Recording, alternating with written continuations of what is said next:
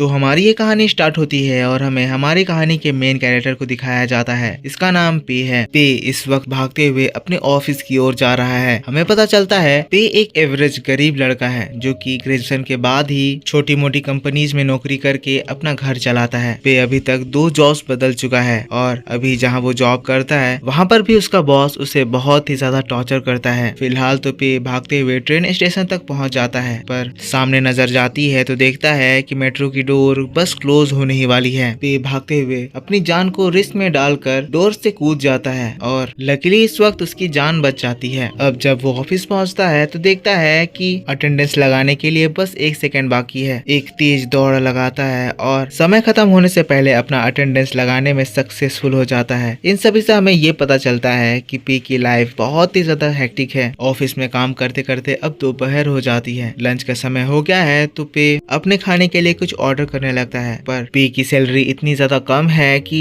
Month के middle के दौरान ही उसके ऑलमोस्ट सैलरी खत्म हो चुकी है, इसीलिए वो इसमें से सबसे मोस्ट डिस्काउंट वाला फूड को ढूंढ रहा है। किसी तरह करके उसे अपने बजट का खाना मिल जाता है। अब ऑफिस में ही अपने टेंशन को रिलीज करने के लिए वो थोड़ा गेम खेलने का डिसाइड करता है, पर तभी वो अपने बॉस को देखता है जो कि उसको ऐसा करते हुए देख लेते हैं। अब बॉस पे के पास आ जाते हैं। तुरंत ही पे टैब दबाकर दूसरे स्क्रीन में स्विच करता है। उसका बॉस पीछे खड़े होकर उसके स्क्रीन को ध्यान से देखता है, पर उसमें कोई भी चीज नोटिस नहीं करता है। इसके बाद वो जाने लगता है तो पे दोबारा से गेम खेलने शुरू करता है, पर उसका बॉस फिर से एक पीक करता है। पे दोबारा से उसको हटाता है। बॉस उसका फिर से चाहता है तो फिर से पे खेलने लगता है। बॉस अपनी पूरी ताकत लगाकर उसको पकड़ने की कोशिश करता है, पर पे उससे बच जाता है। अब समय का कांटा चलता है। ऑफिस का ये डे खत्म होता है। जैसे ही 6 बजता है पे वो पहला इंसान होता है जो कि अपने कंप्यूटर को बंद करता है। घर जाने के लिए वो एकदम तैयार हो जाता है, भागने ही वाला होता है, तभी उसका बॉस सामने से आकर उसको रोक देता है। वो बॉस पे से कहता है तुम्हें जो काम दिया गया है उसका प्रेजेंटेशन मुझे आज ही चाहिए। पे अपने बॉस से कहता है, पर बॉस उसका सबमिशन डेडलाइन तो अभी 1 वीक दूर है। उसका बॉस उसे डांटते हुए कहता है कि मुझे अभी ही वो प्रेजेंटेशन चाहिए, इसीलिए पे को अभी ओवर टाइम करके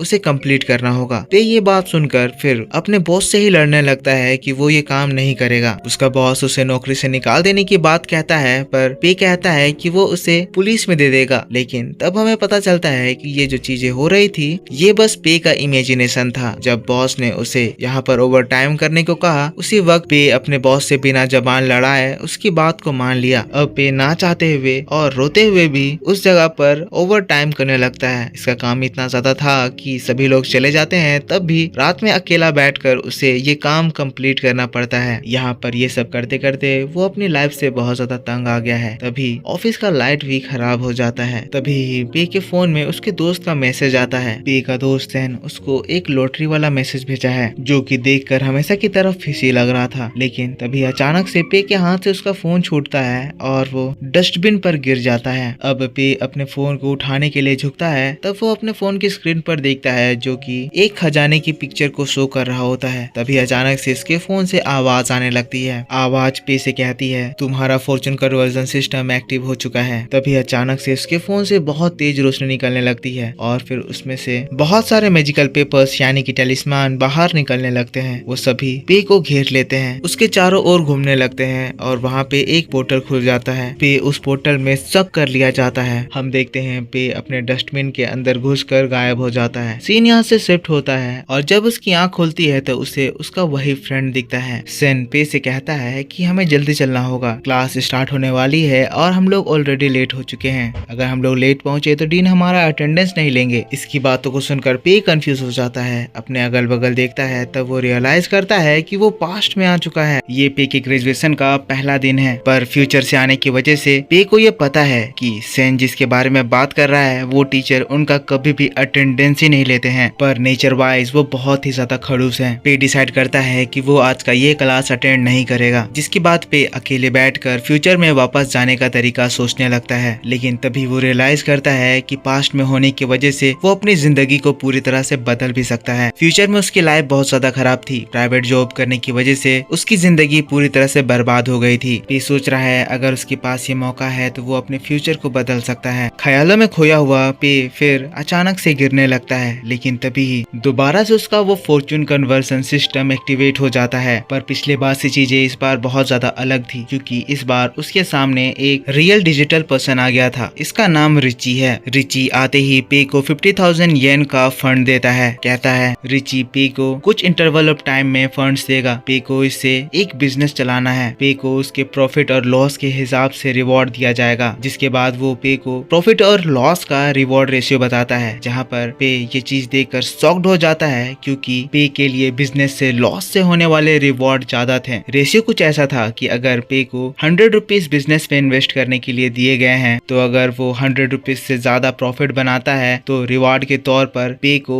100 में से 1% यानी कि 1 रुपया दिया जाएगा। वही अगर वो लॉस करता है तो पे को उसके फंड के 100 मल्टीप्लाई रिवॉर्ड दिया जाएगा, यानी कि 100 इन्वेस्टमेंट पे 10,000 रुपीज रिवॉर्ड। अब ये बात सुनते ही पे बहुत ही ज्यादा खुश हो जाता है, एक्साइटेड हो जाता है, क्योंकि इस बार उसे बिजनेस में ज्यादा लॉस करने से पैसे दिए जा रहे हैं। वही बिजनेस में प्रॉफिट कमाना ज्यादा मुश्किल होता है। पे खुश होकर नाचने लगता है, लेकिन तब रिची पे को उसका नेक्स्ट स्टेप बताता है, यानी कि अब पे को एक न्यू कंपनी रजिस्टर करनी होगी। ये सुनते ही पे अपने दिमाग में खुराफाती चीजों को सोचने लगता है, लेकिन तब रिची उसको कंपनी क्रिएट करने के लिए और फिर उसमें प्रॉफिट एंड लॉस करने के लिए बहुत सारे रूल्स बताने लगता है। पे ऐसे ही किसी चीज में लॉस नहीं कर सकता है, इसीलिए पे डिसाइड करता है कि उसे एक रियल ही कंपनी खोलनी पड़ेगी। पे अब सोच रहा है कि वो किस कैटेगरी का कंपनी खोलेगा। रिची से थोड़ा टाइम मांगता है, फिर वो रिसर्च करने लगता है। तब फिर उसे गेमिंग इंडस्ट्री का आइडिया आता है, क्योंकि गेमिंग इंडस्ट्री में सक्सेस करना बहुत ही ज्यादा डिफिकल्ट है और उसमें लॉस करना बहुत ही ज्यादा इजी। रिची को दोबारा बुलाकर वो उसको इसके बारे में बताने लगता है, पर गलती से वो अपनी कंपनी का नाम रिची को नोट करवा देता है, जो कि बहुत ही ज्यादा घटिया होता है।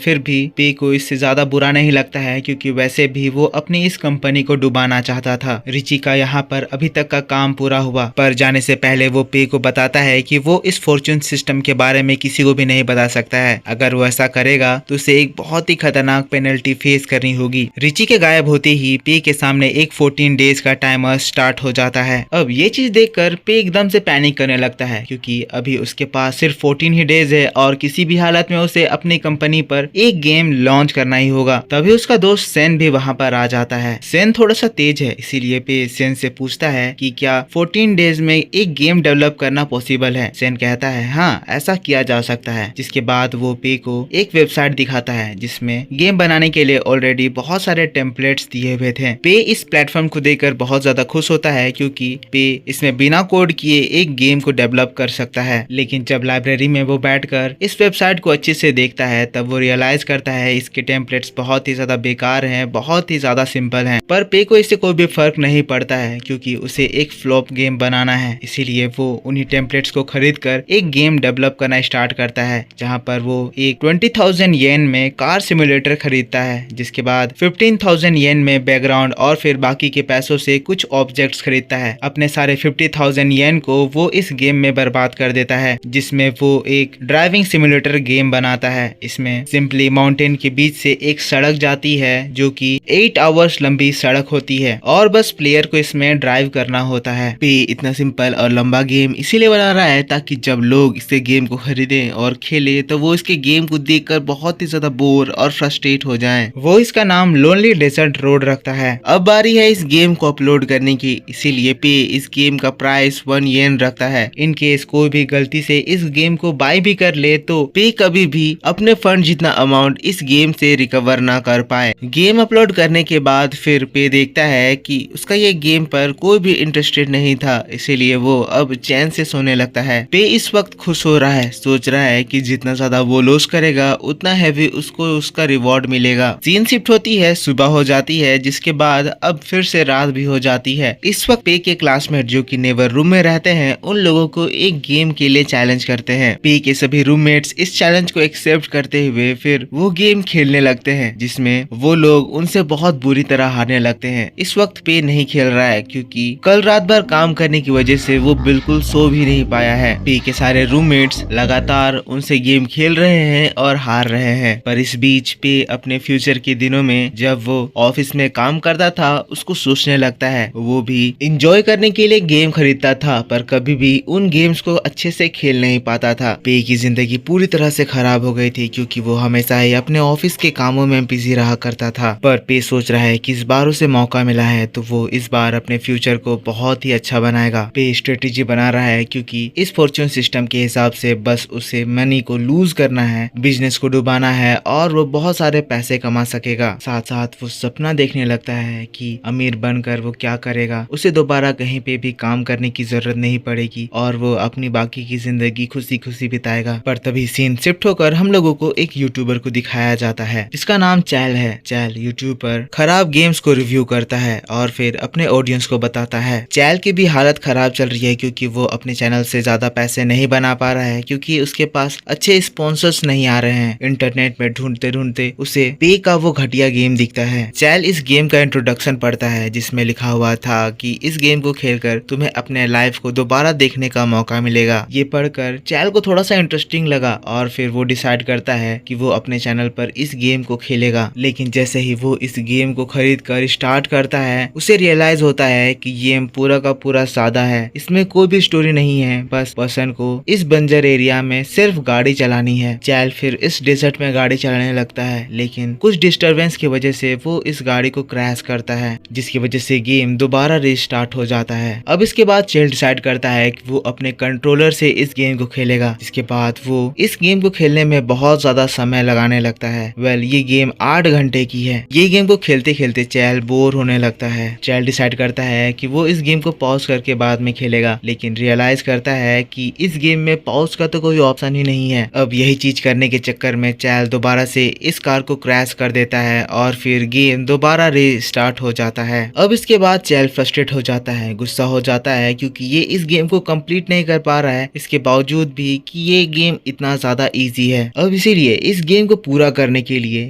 ये अब पूरा डिटरमिन हो जाता है, पूरा मूड में आ जाता है सोचकर कि इस गेम से उसकी गेमिंग स्किल टेस्ट करी जा रही है। चैल जिसके बाद मन लगाकर कंसंट्रेट करके लगातार इस गेम को बस खेलते ही जाता है और फिर भी थोड़ी देर के बाद वो कार को क्रैश कर देता है। इतना कंसंट्रेट करने के बाद भी फेल होने की वजह से चैल बहुत ही ज्यादा फ्रस्ट्रेट हो गया है, कंट्रोलर वगैरह पटकने लगता है। लेकिन तभी गेम में एक नोटिफिकेशन आता है जिसमें ये मैसेज होता है कि गेम के एंड में उसके लिए कुछ सरप्राइज है। अब इस नोटिफिकेशन को पढ़कर चैल और भी ज्यादा क्यूरियस हो जाता है और वो और भी ज्यादा मन लगा के फिर इस गेम को खेलने लगता है। चैल घंटों घंटों तक इस गेम को खेलने लगता है और घंटों खेलने की वजह से चैल को फिर अपने लाइफ के बारे में और अच्छे से समझ में आने लगता है। जिसके बाद आखिरकार इस गेम का फिनिश लाइन पहुंच जाता है। चैल को ऐसा फील होता है जैसे इस जर्नी में उसने एनलाइटमेंट हासिल कर लिया। चैल जिसके बाद फिनिश लाइन क्रॉस करता है, चैल बहुत ज्यादा खुश हो जाता है, उसकी आंखों से आंसू निकलने लगते हैं। पर वैसे ही फिनिश लाइन का सरप्राइज रिवील होता है जिसमें लिखा हुआ होता है कि कांग्रेचुलेशन, तुमने पूरे अपने 8 घंटे वेस्ट कर दिए। चैल जब ये चीज पढ़ता है वो एकदम गुस्सा हो जाता है, पर ये सारी चीजें यूट्यूब पर चली जाती है जिसकी वजह से ऑडियंस को उसका रिएक्शन पसंद आता है। चैल की वीडियो भी वायरल हो जाती है। लेकिन सीन यहाँ से शिफ्ट होकर हमें हमारे हीरो पे को दिखाया जाता है। पे अभी अपने क्लासरूम में है। रिची उसके पास आता है और उसको बताता है कि उसका टाइम एंड होने में और 11 दिन बाकी है। पे खुश हो रहा है क्योंकि वो उम्मीद करा हुआ है कि उसके गेम को कोई भी डाउनलोड नहीं करा होगा। लेकिन तभी सामने उसके क्लासमेट से उसे पता चलता है कि उसका वो गेम तो वायरल हो चुका है। ये बात सुनकर वो भागते हुए अपने रूम में पहुंचता है, अपने लैपटॉप को खोलकर डाटा देखता है। तब उसे पता चलता है कि उसका गेम तो बहुत ही बढ़िया परफॉर्म कर रहा है, पूरा वायरल चल रहा है। पे को पता चलता है कि उसका ये गेम इसीलिए वायरल हुआ क्योंकि एक यूट्यूबर चैल उसके इस गेम को कवर करा। चैल उसके गेम को नहीं खेलने का रिकमेंड करा था, पर चैल के रिएक्शन की वजह से सभी लोग उस गेम को और भी ज्यादा सर्च करने लगे और खेलने लगे। अब अपने गेम के ऐसे प्रोग्रेस को देखकर पे उदास हो जाता है। उसका दोस्त सेन पे के पास आता है, उसको अपने साथ खेलने के लिए बुलाता है, पर पे उसे मना कर देता है क्योंकि ये यहाँ पर प्लानिंग कर रहा है कि कैसे वो अपने इस गेम को फ्लॉप बनाए। पे डिसाइड करता है कि वो अपने डिस्क्रिप्शन पर लोगों को रिफंड देने की बात कहेगा, लेकिन पे की इस बात को भी लोग मना कर देते हैं क्योंकि गेम की प्राइस बहुत ज्यादा कम थी और रिफंड लेने का प्रोसेस लंबा होता है। पे को किसी भी तरह से नुकसान हो ही नहीं रहा था, इसीलिए पे फ्रस्ट्रेट होने लगता है। ऐसे ही कुछ दिन बीत जाता है। एक दिन हम लोग पे के दोस्त सेन को वही गेम खेलता हुआ देखते हैं जिसमें सेन पे को बताता है कि गेम तो सच में बहुत ज्यादा बकवास थी, आखिर लोग उस गेम को खेल ही क्यों रहे हैं। पे भी बताता है कि वो जानबूझकर इस गेम को ऐसा खराब बनाया था, पर फिर भी लोग इस गेम की नेगेटिविटी पर हुकअप हो गए हैं। पे अब उदास है क्योंकि वो प्रॉफिट कर रहा है और इसीलिए अब उसे फॉर्च्यून रिवॉर्ड सिस्टम से लॉस होने वाला है। पे धीरे धीरे करके डिप्रेशन में जाने लगता है। पर सीन यहाँ से शिफ्ट होकर हम लोगों को एक बहुत ही बड़े गेमिंग कंपनी को दिखाया जाता है। यहाँ हमें इस पर्सन को दिखाया जाता है जिसका नाम ली है। ये इस बड़े से गेमिंग कंपनी का ऑनर है। ली की असिस्टेंट पे के गेम लोनली डेजर्ट रोड के बारे में उसको इन्फॉर्म करती है, बताती है कि वो गेम अभी बहुत ही ज्यादा वायरल हो रही है, पर उस गेम का कॉस्ट सिर्फ 1 येन है। ली को वो कहती है कि उसे उस गेम को खरीद लेना चाहिए, जिसके बाद प्राइस बढ़ाकर वो लोग उससे अच्छा फायदा कमा सकते हैं। लेकिन ये बात को सुनकर ली गुस्सा हो जाता है, कहता है मैं इस गेमिंग इंडस्ट्री पर प्रॉफिट कमाने नहीं बल्कि यहाँ अपनी मोनोपोली जमाने आया हूँ। जिसके बाद वो अपनी असिस्टेंट को फायर भी कर देता है क्योंकि वो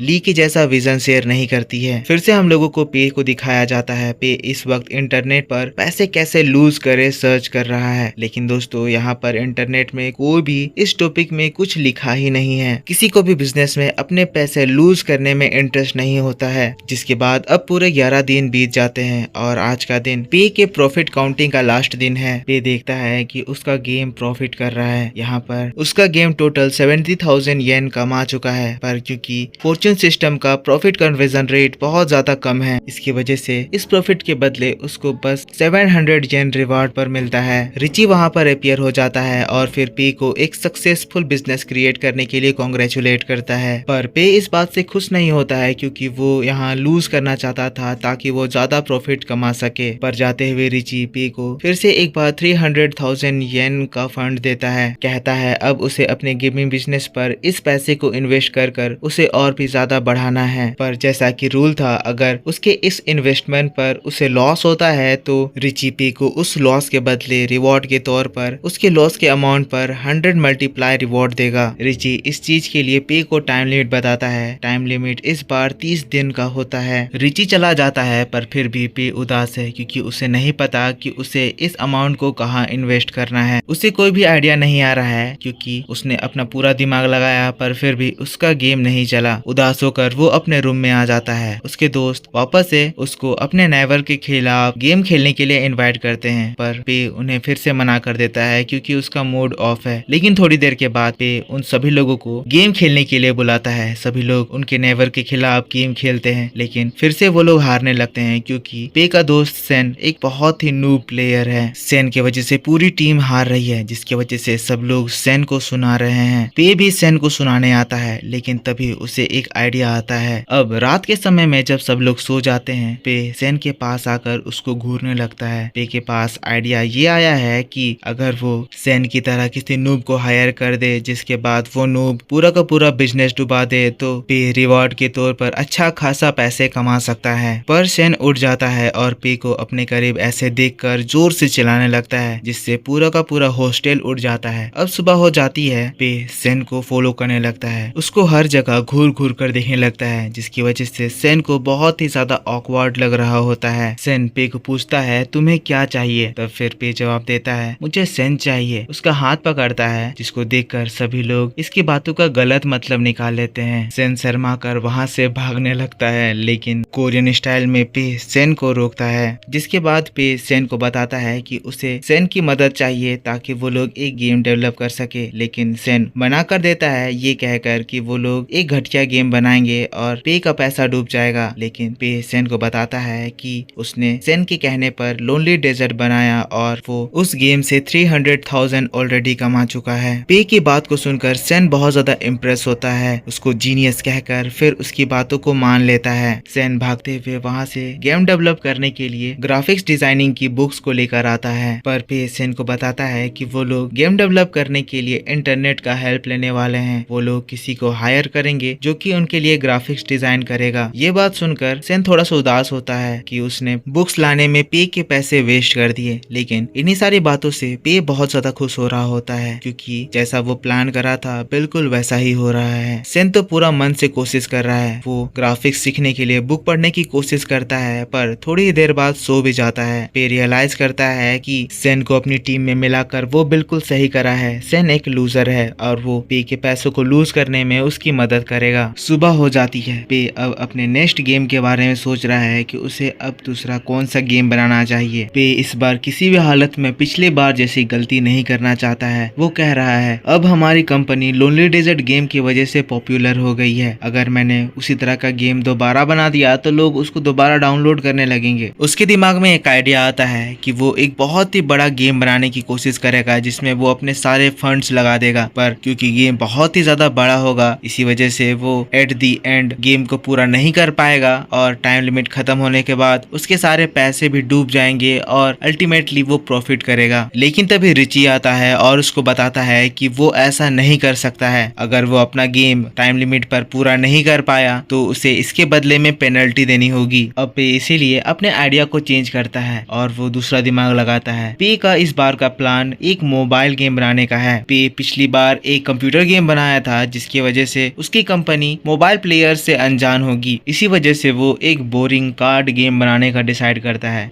कार्ड गेम्स मोबाइल प्लेयर में पॉपुलर होती हैं, पर अभी तक जितनी भी कार्ड गेम मोबाइल में बनाई गई है ऑलमोस्ट उनमें से सब फेल ही हुए हैं, क्योंकि अल्टीमेटली वो सारे गेम्स एक popular card game three Kings को कॉपी करके बनाए जाते हैं। पे को ये गेम पसंद है क्योंकि इस गेम का फेलियर रेट बहुत ही ज्यादा हाई है। जिसके बाद वो कॉन्फिडेंस में आकर सैन को अपने पास बुला लेता है और उसे बताता है कि वो लोग एक कार्ड गेम बनाने वाले हैं और इसके लिए वो लोग ग्राफिक डिजाइनर्स इंटरनेट से हायर करेंगे। सैन पे को बताता है कि हम लोग डिजाइनर चीपर वे में भी अपने काम में ला सकते हैं, लेकिन पे सारे के सारे पैसों को बर्बाद करना चाहता है, इसीलिए वो महंगे तरीके की तरफ जाना चाहता है। पे सैन को बताता है कि वो लोग बेस्ट कार्ड गेम बनाएंगे, इसीलिए उन्हें बेस्ट आर्टिस्ट की जरूरत है। जिसके बाद पे और सैन एक रेस्टोरेंट में खाना खाने के लिए जाते हैं। पे सैन से कहता है कि हमारी इस गेम के लिए स्टोरी तुम लिखो, पर सैन घबरा जाता है, कहता है नहीं, अगर मैं स्टोरी लिखूंगा तो गेम बर्बाद हो जाएगा। पर पे यही तो चाहता था, इसीलिए वो सैन से कहता है सैन तुम चिंता मत करो, मुझे तुम पर भरोसा है। फिर सैन पे को अपना आइडिया बताता है। आइडिया ये कि वो लोग कार्ड्स में रियल पर्सन के बजाय जानवरों को ऐड करेंगे और पे को इसका आइडिया पसंद आता है क्योंकि ये बहुत बकवास आइडिया था। जिसके बाद पे सैन से कहता है कि मैं तुम्हें तुम्हारे काम के लिए हर महीने 3000 येन दूंगा। सैन ये बात सुनकर बहुत ज्यादा खुश हो जाता है। तो अब रात हो चुकी है, सभी लोग अपने अपने कमरे में सो रहे हैं। हम लोग पे को देखते हैं जो कि सैन के आइडिया को सोच कर बहुत ही ज्यादा हंस रहा है, खुश हो रहा है कि वो लोग अब जरूर अपने इस गेम को फेल करवा देंगे। पर अब बारी है आर्टिस्ट ढूंढने की। पे उठता है और फिर अपने लिए एक ग्राफिक डिजाइनर ढूंढने लगता है। पे एक रूकी डिजाइनर को ढूंढ रहा है ताकि उसके डिजाइन भी बकवास हो और वो उसके गेम को फेल करा दे। और कुछ देर ढूंढते हुए उसे इस क्वालिटी का एक पर्सन मिलता है। फिर हम लोगों को नेक्स्ट डे का सीन दिखाया जाता है। सैन और पे दोबारा मिलते हैं। इस बार सैन पे को कहता है कि हम लोगों को एनिमल कैरेक्टर के बजाय लड़कियों को कार्ड में डालना चाहिए, लेकिन पे तुरंत ही उसके आइडिया को रिजेक्ट कर देता है, ये सोचकर कि अगर उनके गेम में लड़कियां होंगी तो उस गेम के चलने के चांसेस बढ़ जाएंगे। सैन से कहता है तुम्हारा आइडिया यूनिक है और हमें अपने यूनिक आइडिया पर टिके रहना चाहिए। सैन भी उसकी बातों को मान लेता है। फिर वो लोग घूमने के लिए एक बोट में जाते हैं। अब बोट में वो लोग अपने गेम की आगे की प्लानिंग के बारे में बातें कर रहे हैं। सैन कहता है अब उन्हें अपने गेम को डिजाइन करने के लिए एक बढ़िया आर्टिस्ट की जरूरत है, लेकिन पे कहता है नहीं, हम लोग बढ़िया आर्टिस्ट हायर नहीं करेंगे। पर सैन पे की इस बात से ये प्रेडिक्ट करता है कि शायद पे चाहता है कि सैन जो स्टोरी लिख रहा है उसका चार्म फेड ना हो, इसीलिए वो सैन से बहुत ज्यादा खुश हो जाता है। खुश होकर कहता है कि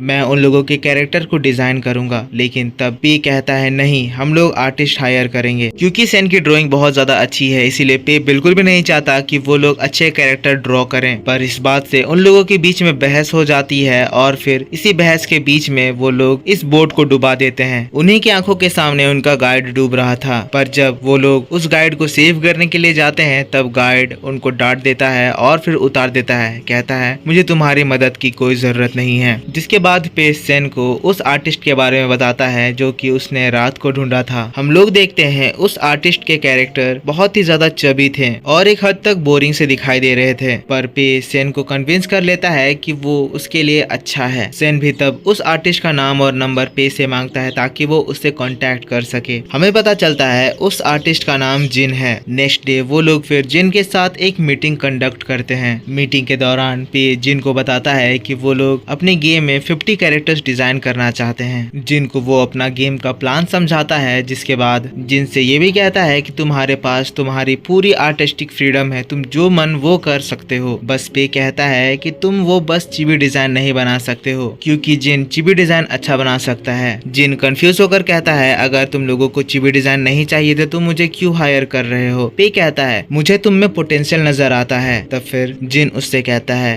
पे को उसे हर कैरेक्टर के लिए 2000 येन देने होंगे। इसका मतलब कि 50 कैरेक्टर्स के लिए उसे 100,000 येन देने होंगे। अब ये प्राइस बहुत ही ज्यादा हाई थी, इसीलिए सेन गुस्साता है और कहता है तुम बहुत ज्यादा डिमांड कर रहे हो। लेकिन पे जिन से कहता है तुम्हारी ये प्राइस बहुत ज्यादा कम है, तुम्हारे पोटेंशियल की वजह से मैं तुम्हें तुम्हारे पर डिजाइन के लिए 3,500 येन देना चाहता हूँ। जिन पे की बात को सुनकर बहुत ज्यादा सरप्राइज हो जाता है, कहता है ये तुमने मोर देन इनफ दे दिया। लेकिन तभी पे के पास रिची आ जाता है जो कि उसे बताता है ऐसे अंदाजी प्राइस बढ़ाने की वजह से उसे पेनल्टी देनी पड़ सकती है। तब फिर पे रिची को एक्सप्लेन करता है कि इसमें जिन की इंसेंटिव वगैरह इंक्लूडेड है। अब रिची भी पे की बात को मान लेता है क्योंकि इस तरह से पे का प्राइस रीजनेबल था। पे जिन को कहता है कि उसे अपने काम को फिनिश करने के लिए 2 हफ्तों का समय दिया गया है और इसके साथ उनकी मीटिंग ओवर होती है। लेकिन मीटिंग के बाद सेन पे से कहता है कि उसे जिन पसंद नहीं आया। जिन बहुत ही ज्यादा घमंडी है और उसे अपने ऑनर से बात करने की भी तमीज नहीं है। लेकिन पे सेन को एक्सप्लेन करता है कि शायद जिन एक इंट्रोवर्ट हो सकता है, उन लोगों को उसकी कंडीशन को समझना चाहिए। जिसके बाद पे सेन से कहता है कि इसके आगे का काम तुम्हें देखना होगा, तुम्हें ही जिन को मॉनिटर करना है क्योंकि अगले कुछ दिनों तक पे थोड़ा सा बिजी रहने वाला है। अब पे सेन को सारी जिम्मेदारी इसीलिए दे रहा है ताकि सेन के अंडर ये काम होते हुए बिगड़ जाए और ऐसा घटिया गेम बने जो कि सभी लोग खेल कर हेट करने लगे। पे ये भी डिसाइड करता है कि वो इस गेम का प्राइस 10 येन रखने वाला है जो कि even most popular 3 Kings game से भी 3 गुना ज्यादा प्राइस होगा। पे प्लान करता है कि वो इस गेम में अनलिमिटेड ड्रॉज रखेगा ताकि कार्ड्स इजीली मिल जाएं और सभी लोग बोर हो जाएं क्योंकि कार्ड गेम में इंटरेस्ट रेयर कार्ड को ढूंढने में बनता है। जिसके बाद पे अपने गेम के लिए एक कवर फोटो ढूंढ रहा होता है। कवर फोटो में वो इंटरनेट में अपलोडेड बने बनाए फ्लॉप डिजाइन को यूज करने का डिसाइड करता है और उसे इस तरह का एक कवर फोटो मिल भी जाता है। वो cover photo popular game 3 Kings के कवर फोटो को कॉपी करके बना गया था जो कि बहुत ज्यादा बेकार था, इस वजह से वो गेम भी फ्लॉप हो गया। अब उस कवर फोटो की खराब रेपुटेशन की वजह से पे उसी कवर को यूज करने का डिसाइड करता है और उसको खरीद भी लेता है। पर इसके बाद हम लोगों को जिन के साइड में दिखाया जाता है जो कि अपने दोस्तों के साथ बैठकर इस गेम के बारे में डिस्कस कर रहा है। जब उसके दोस्त इस गेम की स्टोरी पढ़ते हैं, स्टोरी में कैरेक्टर्स के डिस्क्रिप्शंस बहुत ही ज्यादा बेकार होते हैं जिसको देखकर वो लोग कहने लगते हैं कि शायद उसके जो